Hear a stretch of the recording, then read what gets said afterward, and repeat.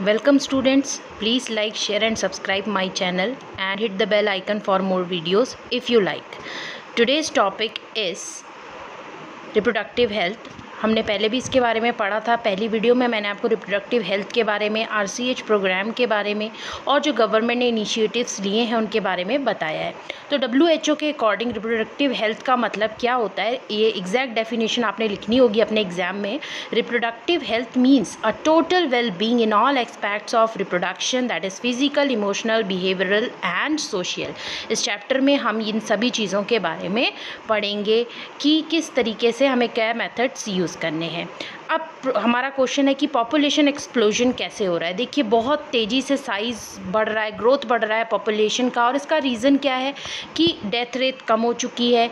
जो मदर की mortality rate थी, यानी मैटरनल मोर्टेलिटी रेट भी कम हो गई है, इन्फेंट मोर्टेलिटी रेट भी कम हो गई है। जो कि पहले तक क्या होता था कि चाइल्ड बर्थ के समय या तो मम्मी या तो बच्चे में से कोई एक मर जाता था, अक्सर आपने पुरानी मूवीज़ में देखा है। तो अब ये सब नहीं है।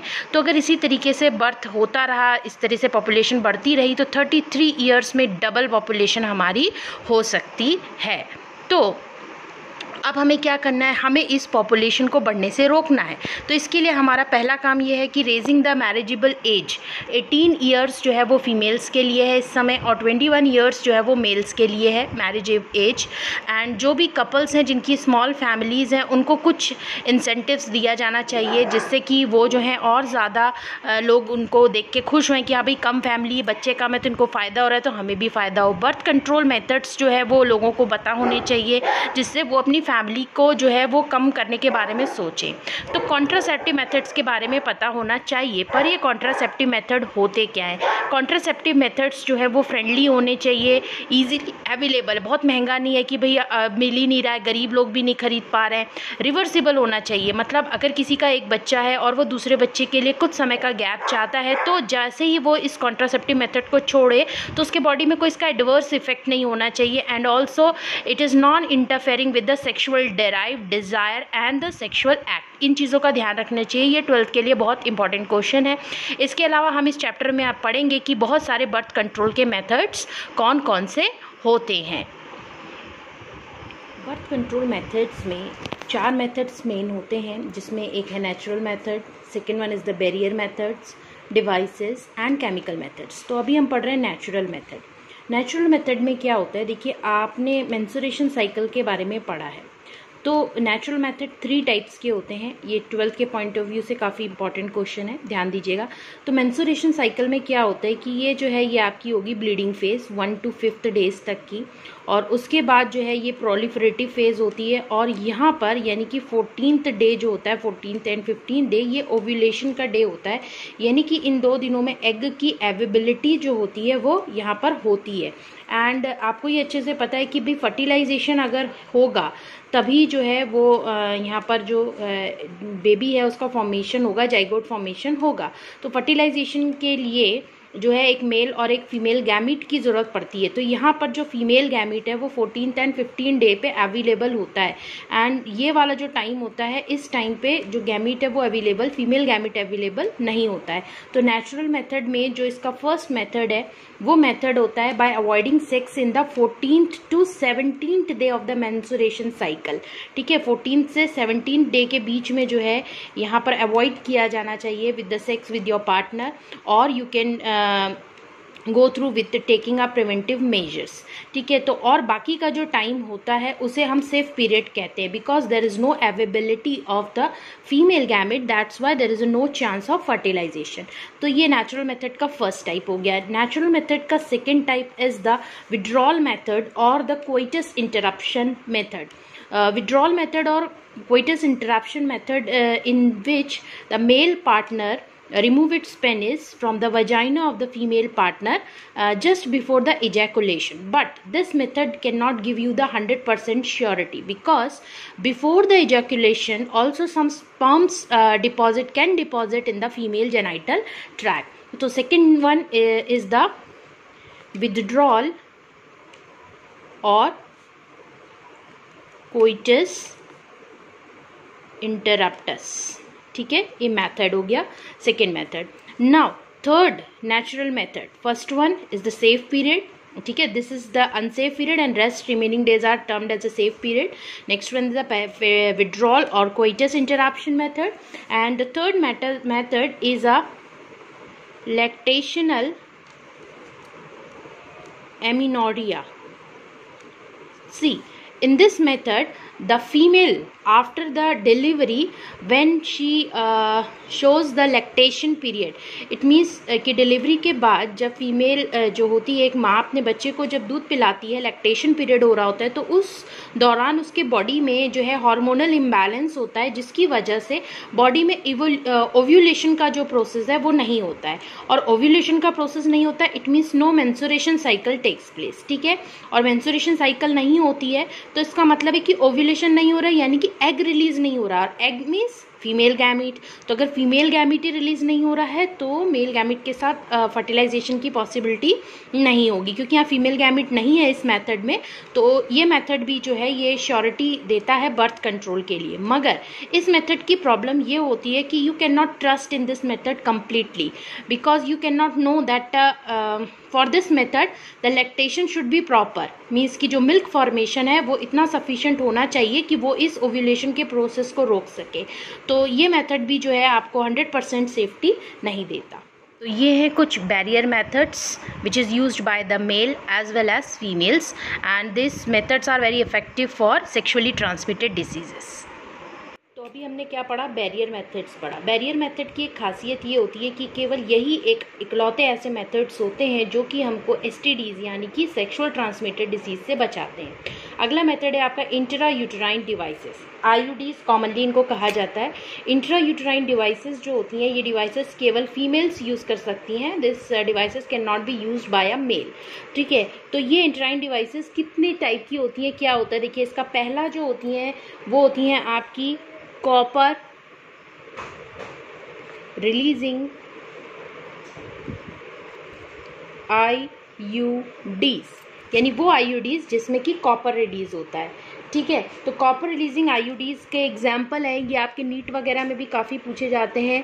कॉपर टी इसको बोलते हैं, कॉपर 7 इसका नाम है. इसके अलावा एक और आपका जो है वो है मल्टी लोड 375.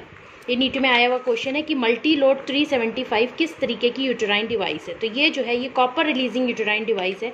तो भाई इसकी खासियत क्या होती है, कॉपर रिलीजिंग यूटेराइन डिवाइसेस जो होती हैं ये क्या करती हैं, ये स्पर्म्स की फेगोसाइटोसिस एक्टिविटीज़ को मतलब स्पर्म के लिए फेगोसाइटोसिस एक्टिविटीज़ जो होती हैं उनको इंक्रीज़ कर देती हैं, जिसकी वजह से जो स्पर्म्स हैं उनकी मोर्टेलिटी कम हो जाती है और उनकी जो कैपेसिटी होती है फर्टिलाइजेशन की वो भी रिड्यूस हो जाती है. तो इंट्रा यूटेराइन डिवाइसेस में फर्स्ट हो गया आपका कॉपर रिलीजिंग आईयूडीज, जिनमें जो मेन कंपोनेंट होगा वो कॉपर होगा. तो इसका एग्जांपल हो गया copper T, copper 7, multi load 375.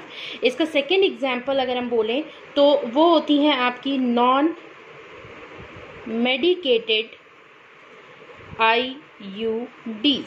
Non medicated IUDs का एग्जांपल है लिपोस लूप.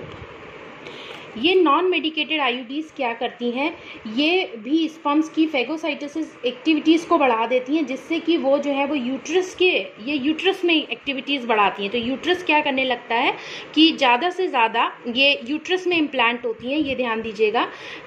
कॉपर रिलीजिंग जो होती है कॉपर रिलीज़ करती हैं, और नॉन मेडिकेटेड आईयूडीज जो होती हैं ये यूट्रस में आपकी फेगोसाइटोसिस एक्टिविटीज़ को बढ़ा देती हैं. तो जिससे क्या होगा कि स्पर्म्स ऊपर तक पहुँच ही नहीं पाएगा, यहीं पर ये एब्जॉर्ब हो जाएगा. थर्ड वाली जो होती हैं वो होती हैं hormone releasing IUDs. Hormone releasing IUDs का जो एग्जांपल है वो है LNG20 एंड प्रोजेस्टेसर. ठीक है, प्रोजेस्टेसर.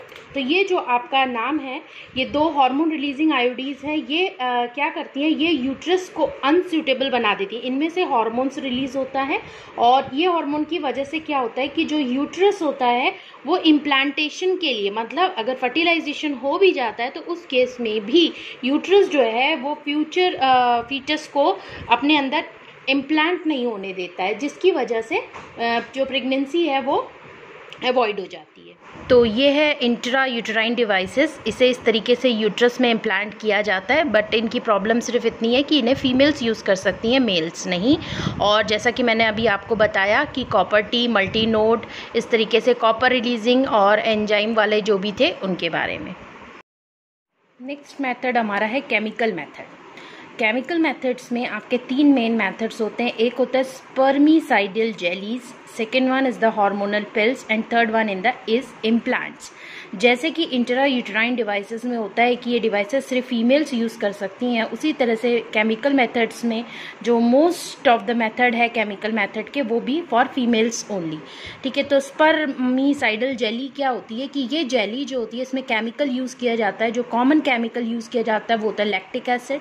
ठीक है, लैक्टिक एसिड के अलावा KMnO4 यानी पोटेशियम परमैंगनेट, ये यूज़ किया जाता है। टैबलेट के फॉर्म में भी होता है ये, और जेली के फॉर्म में भी होता है। तो ये स्पर्मिसाइडल जेलीज क्या करती हैं कि ये जो स्पर्म्स हैं उनकी जो मोबिलिटी है, यानी चलने की जो उनकी स्पीड है, उसको कम कर देती हैं, और उनका जो है जिससे कि उनका मूवमेंट आसान नहीं हो पाता है और वो फैलोपियन ट्यूब तक नहीं पहुंच पाते हैं।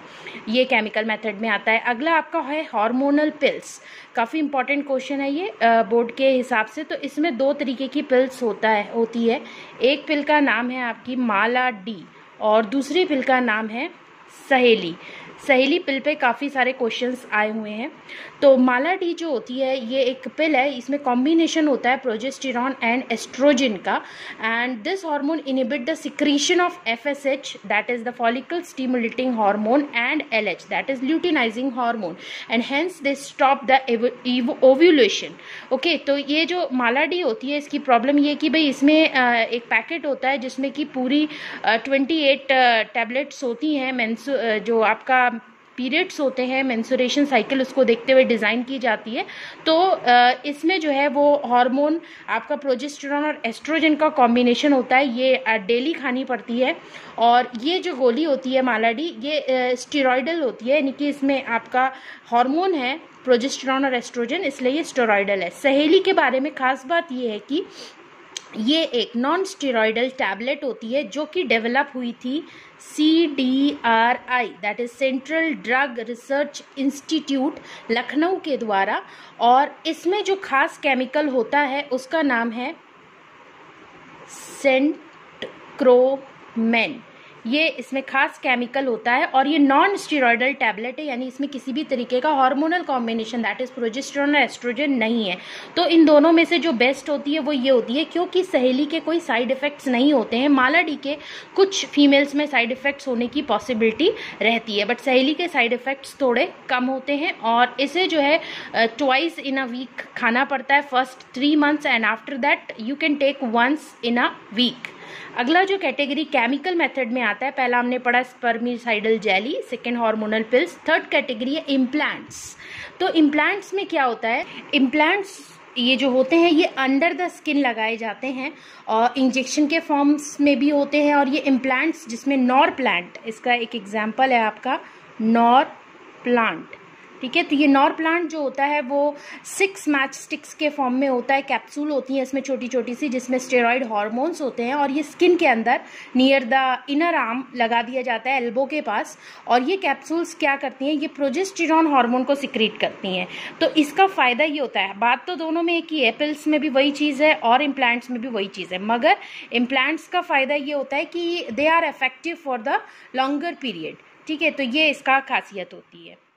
तो ये नॉर प्लांट है जो कि अंडर आर्म्स में लगाए जाते हैं, आर्म्स के थोड़ा सा पास में। Now thanks for watching.